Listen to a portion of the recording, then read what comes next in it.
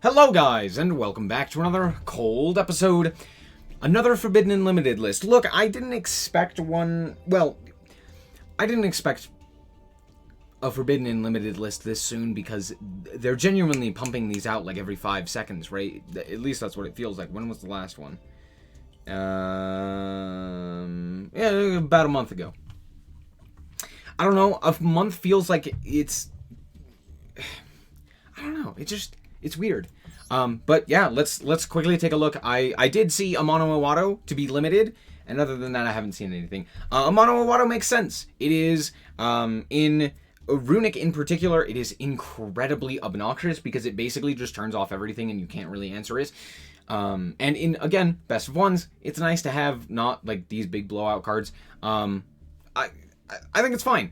Move on to semi-limits. Destruction, Freezing Curses, and Slumber are all now semi-limited, which is cool. The Runic cards are incredibly powerful, specifically with the Splight strategy, and these happen to be the 3 best ones. Destruction banishes the most cards, and yes, it does deal with spells and traps, but that's not really the biggest issue. It's more so the fact that it additionally banishes, and it's just like another name. Freezing Curses, negating an effect, is also very nice, and it has the second highest. I think it banishes 3 cards. And then Slumber, obviously, is very good in like pure Runic strategies, because it actually is the card that you want to cycle the most, because it gives you protection.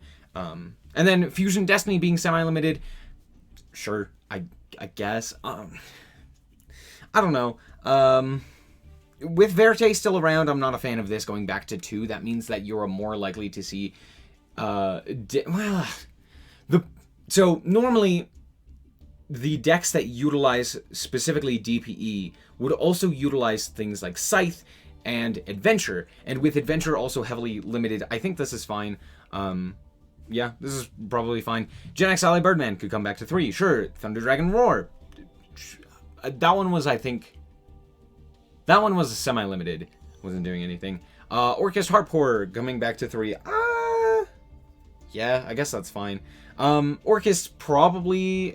It can't quite come back to full power, I would say, because with Girsu and with Orcust Harp Horror, both at 3, I think the deck becomes a lot more consistent, and with that consistency, the power level is still pretty strong, and if you're adding additional power in the consistency of the deck, I think that it would be a problem. Honestly, I don't even know.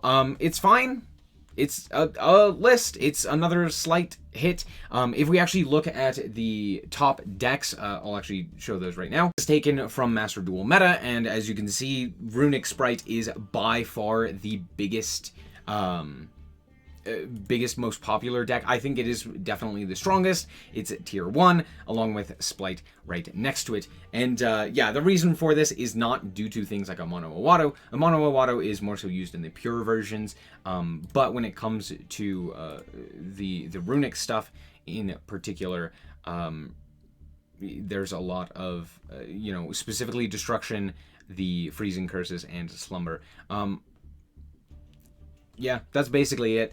I don't think this really changes a whole lot when it comes to this deck. It does hit consistency a little, but in all reality, that's not that big of a deal, given the deck is already incredibly consistent. You could also play additional copies of things like Dispelling and what have you, and yeah, honestly, I actually like this way of balancing the game rather than pre-hits to anything. So I'm really not a fan of starter just immediately coming to the game at 2. I think it would have been better had they allowed it at 3 and then on this ban list hit it to 2. I know that people would have been upset with that because they're like, well, I spent money or, my precious gems to get it at 3 and now you immediately put it to 2.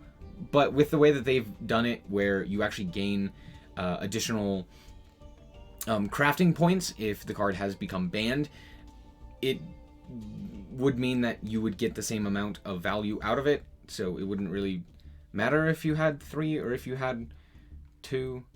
And anyway, so I think it would have been better to do that. They did this with the Adventure Engine as well, both Rite of Aramesir as well as the Water Enchantress were both semi-limited prior to it even showing up in the game. And I hope that they don't do this with Tier as well, because realistically, it's really annoying.